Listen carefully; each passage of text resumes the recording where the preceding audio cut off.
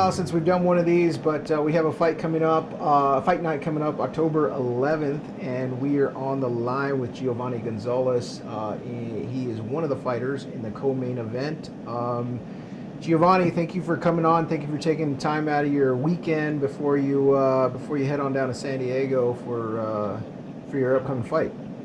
Thank you for having me, man. I appreciate it. Thank you. Yeah, what I'm saying is that I've been saying it on social media, and I'll say it right now. I think between you and Ricardo Valdovinos, you guys are going to have fight of the night because you're both action fighters, and you guys are the co-main event. But I think you guys will steal the show. Thank you. I appreciate that. Now you're up against an action fighter. Ricardo doesn't know how to go backwards. He's a come forward fighter. He likes to. He has a very similar attitude, and then he wants to bring a lot of action to the fights. Have you had the opportunity to take a look at his fights online and study up a little bit for this fight? I saw one of his fights. I was at the gym. They brought it up, and it was like I saw like one quick round. And that's just all I really needed to see what we are pretty much going against. If he comes forward, that's easier for me. I don't have to chase him around. Simple as that. Do you feel that to take on a style like his, where he's going to come towards you the entire time, you're gonna box, move away from him, hit the angles a little more than you would normally? If there has to be adjustments made during the fight, that's something that would be made. But it just really depends if I see any openings, him going forward. If I don't have to hit an angle, he's right there in front. He's right there to get hit. I don't have to hit no angles if I want to hit him. He's there to get hit. But at the same time, when you exchange and you punch somebody, you leave yourself open for that half millisecond. So it's kind of a double-edged sword. So it's just like I said, we have to adjust, see what we got in there, figure it out, and we have a good game plan going in. It was a good training camp, good sparring, and we're ready to go to work. It's an interesting tactic because there are some trainers and some fighters who like to look at a lot of tape. But what you're saying is that you took a look at it. You seem to see his style. So it's more. Is training camp more about just perfecting your style, not worrying about the other fighters, and make the adjustments in the ring? Yeah, absolutely. Anybody can look at a video, and you can't. Every fight's different. Sometimes I fought fights where I can knock him out in one round, and I've fought fights where I have to go, for example, my last fight, I had to go the full 6 rounds. And there was times I could have gone for the kill, but the experience was there on my opponent on my last fight, and I knew that he was trying to counter me. He was a southpaw. And that's just things that, even though sometimes there'll be times where the crowd and critics don't like that, you not going for the knockout, just kind of staying, just being ready, not getting countered, things like that. They don't like that, but they're not in there. They don't know what you see. They don't, as a fighter. There was times where I could have knocked the guy I fought, but I wasn't doing it because he was, for example, he's waiting for me to come in so he can catch me with the right hook. I feinted and boom, there it is. So I had to just be safe and take care of business and got the W. Every fight's different. You can go in there and see it, like I said, see a fight from a previous fight, and it can be a completely different fighter or a different fight. Styles makes fights. He's a forward fighter. I can be a forward fighter. I can be a counter puncher. It all depends what I feel comfortable doing, what makes things more easier for me. And, like I said, but I will adjust during the fight. Let's talk about a little of the tactics coming into the fight in terms of making the fight and getting the fight deal done. You're actually coming up in weight, and he's coming down in weight, so you guys are meeting in the middle. How do you feel about coming up in weight and facing someone a bigger guy who has the possibility of being drained or at the smaller weight?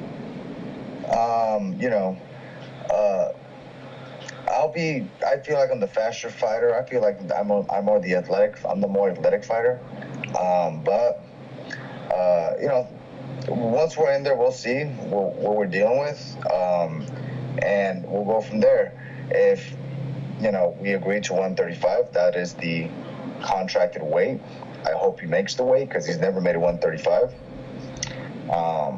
I'll make 135 sleeping, so it's whatever to me. That's comfortable for me, and I got it. I feel, and I'm just honest, I feel like I'm more dangerous at 135 than 130. I have all my power at 135. That was going to be... Oh, go ahead. Once we start dropping to 130, 126, it's a little bit different. Things change, at least in training camp. But unless we're fighting a world title or whatever the case is, or a big fight, then I'll drop to those weight classes. But, you know, 135 is comfortable for me. I feel extremely strong at that weight. That would lead me in my next question in terms of a lot of, as fighters adjust and get older and move up in weight, and here you are taking a step up. I know that you have fought at 135 before. You feel that the power is still there at 135? It's not a problem? Absolutely. I actually feel like my power is even there, heavier at 135 than 130, and I say that because even though you would think if I go down to 130 and fight somebody maybe smaller than me or whatever the case is, you would think I have the advantage. But there's a lot of times where when you drop weight, you also lose some power, you know? So 135 is extremely comfortable for me, extremely comfortable. Nice. Well, I know that you're coming out of Stockton. And you're coming into hostile territory in San Diego. Obviously, that's his home. It's more of a fan. It's more of a fan topic than anything, because I think when fighters get in the ring, they ignore all the fans anyways and just get down to business. But did that factor in, knowing that you're going in his backyard for this? You know, at the end of the day, the only person in there fighting me is him. His people can't fight for him. Nobody else can fight for him but him. Nobody else can fight for me but myself. All the hard work is done in the gym. It's not done on fight night. It's done in the gym. You know, at the end of the day, I'm just ready to go in there and go to work. Nice.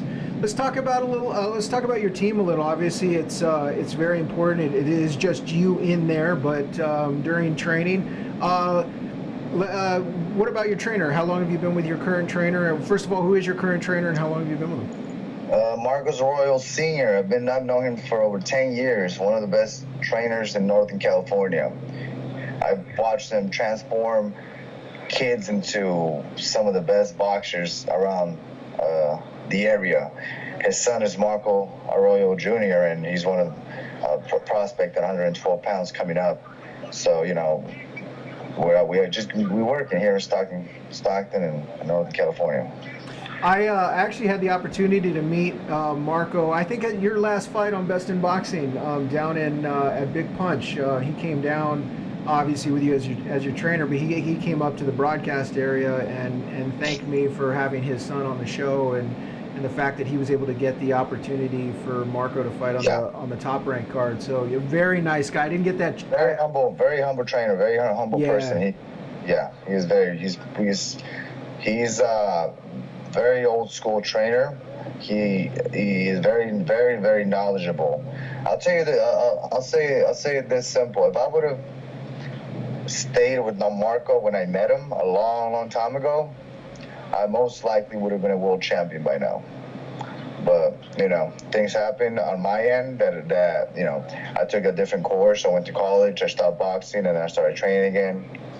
I went with a different team, and that didn't work out. And, you know, I went ahead and reunited with Marco. And ever since I reunited with Marco, it's everybody can see the difference right off top. Well, he's definitely a class act. I mean, he didn't have to come up and meet with me and thank me, and he was just very genuine. So I look forward to talking with him some more. Just those guys are rare in the sport of boxing. So when you meet guys like that, you want to keep them close to you. So you definitely have a good trainer, as well as a good guy. So rounding out your team, you were telling me that that Grant Elvis, the owner of Grant Boxing Gloves, is your manager. How did that relationship? I mean, first of all, great job on getting a manager who's well connected, which is something that's necessary in the sport. How did you hook up with Grant? Yeah, Grant is a very, very good friend of mine. My manager, pretty much. I mean, we connected through social media. He saw my fights, and he was very, very interested. We met in Vegas, and this was a couple of years ago, back in 2006 or 17. I can't remember, but we met in Vegas. We spoke, and then we just kind of just kicked it off from there. Signed a management contract with Grant, and ever since then. Things have been good, so we've had a couple bumps, but it's part of boxing. Nice. And then let's talk about an opportunity you had. I know that prior to getting on, we had talked about the fact that you were actually matched up to take on Juanma Lopez out of Puerto Rico. Talk about how that fight came about, or almost came about. Yeah, well, I fought in a Best in Boxing show in Big Punch, and it was the time I knocked us, and we waited all night to fight, and I jumped in there and I knocked him out like in 40 seconds. I was like, man, seriously. So, I went on Instagram and I called him out, and he kind of took the bait, and then next thing you know, we got my people talking to his people, talking numbers, talking everything else, and at the end of the day, I agreed to their weight, and I think it was 136. I don't even remember the weight, but I didn't even care. If they would have offered me 140, I would have took it, because that's an opportunity right there, Yeah. Big opportunity. So at the end of the day, we agreed to 136. We signed the contract in Puerto Rico, and to fight the fight in Puerto Rico was going to be broadcasted through pay-per-view on DirecTV. We sparred obviously nothing but southpaws, extreme shape, and then they sent us our flights and everything ready to go. And then we were gonna fly out Tuesday of the week of fight night for the press conference Wednesday, and they called me on Monday telling me that the fight's no longer gonna happen. At least me fighting him. Yeah. And I was like, what? I was very, very upset. And I kind of said, like, why not? They said the commission's not going to approve it. And I said, why not? They said, just at first they didn't want to tell me. And then I spoke, I made some more calls. My people made more calls. And they just said, he's not looking too good in training. And they're just trying to pretty much get as much as they can out of him, And I was like, all right, whatever, bro. So I spoke to his people, and we spoke. He ended up actually fighting some guy from Argentina. He could barely get a draw against him. So, and this guy's just, he was on a 4-fight losing streak, getting KO'd. And you bring me in there, bro. I'm young. I'm in my prime. I think I would have done very well. When you first told me that you had a deal to fight him, I was actually surprised he's still fighting. I mean, back in the day, all the talent, but as soon as he met Salido, it was never the same. And I'm amazed he's still fighting, honestly. And so, props to you and your team for getting that. Hopefully you get it again, because it's always a big name on your resume, right? That's what you're looking for. Absolutely. That's a big name right there. And a lot of people told me, I actually went to a show in Stockton where Marco Jr. fought, and there was a lot of like reporters coming up to me asking me, like, hey, we saw and we heard and that you were going to fight Juanma. Actually, you're going to fight Juanma. That was actually when the fights was on. That was in the fly out the next week. And they were telling me, if you win, you do know you're going to skip a lot of people over there in line, because even though he's, late in his prime, he still has that name. Yeah. And we're excited. We're ready to go. So, I was very, very upset, and the fight didn't happen, but we're talking about hopefully later this year. Actually, it's looking like next year, early next year, because we are in October already. I keep forgetting fast years. So, maybe early next year. That's what they told me. But it will be in here in California, possibly Stockton, California. Oh, that'd be nice. So, we're working on that, ready to go. So, hopefully it happens. Well, I appreciate your time. I know time's valuable as you get closer to fight week. So what does fight week look for you coming up when you head down to San Diego? We're heading out Wednesday at 12. We fly out at 12:30. 1:35 is comfortable. Yeah. You don't see me right now struggling, starving, having to run 10 miles to just keep my weight down. It's comfortable.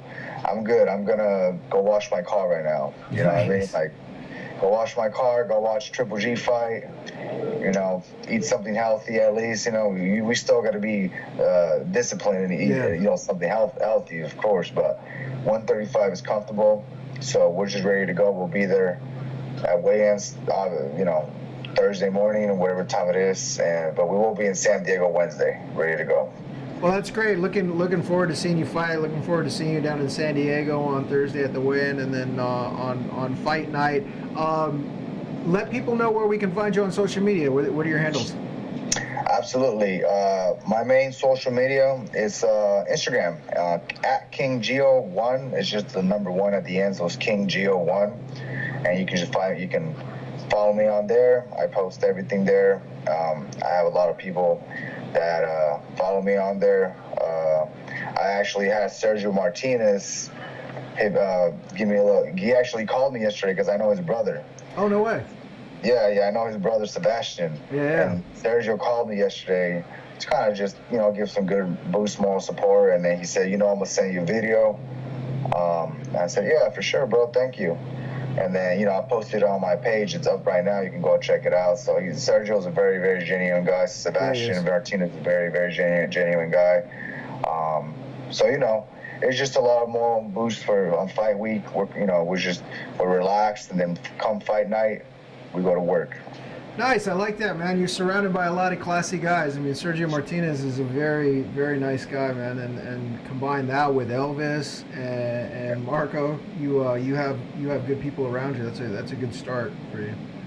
Yeah, thank you. I appreciate that, and it's a blessing. I'm very lucky. I'm very lucky because I was actually having this conversation with my pops yesterday. I told him in 2012. I was going to school full-time college. I was working a full-time job, and I went to Vegas to watch him fight against Chavez Jr. And I bought the cheapest tickets available to see him fight a fight at the Thomas McMack Center, because that's all I could afford. Yeah. For me to go there, because Sergio Martinez is one of my boxing idols. For me to have him even know who I am, acknowledge about my fight, give me some good energy towards me for the fight. It's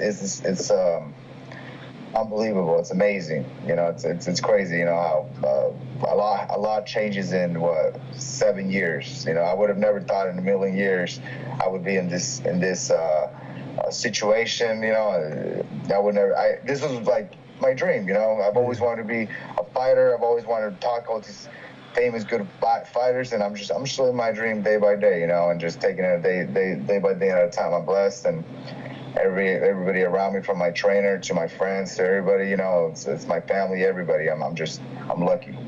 That's one of the things I love about boxing, is that it's a tight-knit community. Obviously, especially for the fighters, because there's only a very small few guys who know what that's like to get in the ring and have that combat experience, and so it's like a fraternity of guys who, and I'm talking the entire community. They all reach out to each other. They all get to know each other. And so the fact that you're in that, 7 years ago you were in the stands watching Sergio, and now he's reaching out and talking to you because you're a fighter, and you get that access because you're a fighder. That's one of the. That's very surreal, man. Like I was in the most cheapest hotel in Vegas, I wanted to go watch that fight. I actually tweeted, at the time I had Twitter, I tweeted Dan Rafael from ESPN, and I said, "Is this fight for sure?" I was at work. He said, "Yeah, it's signed." And then I texted all my buddies and said, "We're going to Vegas. I don't care how we're getting there. We're going." We drove out there, 9-hour drive, 10-hour drive, stayed at the cheapest hotel available, and we got the cheapest. We actually walked like 3 miles to the fight because we couldn't even afford a taxi to get there. That's dedication. So, I was ready to get there, and we got the cheapest tickets. We were high up there, Yeah. but just being there, being able to experience the fight, watching him outclass Chavez for 11 rounds, and then having that tough moment in the 12th round, getting dropped and getting back up, and he could have held. Yeah, he could have held him. But he didn't, right? That was the best fight that was the best round of that year, man. That was such an amazing round. That's probably one of the best rounds ever I've ever seen, because he could have held him. A lot of people hold, and then they start fighting again. Yeah. This dude said, "Thug life, I'm gonna keep fighting." You know what I mean? So, Sergio's was one of my favorite fighters, very genuine guy, boxing idol. So it was very unbelievable when he sent me that video and he wrote me on Instagram saying, thank you and everything, So that's awesome. It's awesome. Yeah. And I want to thank you for reaching out too, for getting this video going. Oh no, definitely. I want to. Well, that's one of the things that I'm working on with Global Sports Streaming and Best in Boxing, is to give you guys more exposure. So doing stuff like this it helps. I mean, obviously the fights, everyone wants to see you guys fight, but there's also stuff that I feel like, because I look at it this way: you have a very short window in terms of, you have your 20s and into your 30s, and that's your time to shine. And so if I could help you guys speed that pace up and help you guys build your fan base, which helps build your money, right? Because the more fans, the more money you make, because the paydays are bigger. So the more I can help out, the more fighters like you I can help and get your guys' names out there, so that you guys get the exposure and the bigger fights that you guys deserve. You're one of those fighters. You're not signed by a big promoter, so you have to hustle a little harder than guys who are signed. So, Best in Boxing and Global Sports Streaming is here to help out guys like you who aren't signed, who are looking to get signed and looking to get those big fights. So, I agree, and thank you. You're welcome. Thank you, and Best in Boxing and all the team. I appreciate it. You're welcome. So we'll see you next week, and at the weigh-in. So safe travels, and look forward to seeing you fight next week. Absolutely, bro. Appreciate it. Thank you for having me. All right, you're welcome. Talk to you later. Thank you. Peace.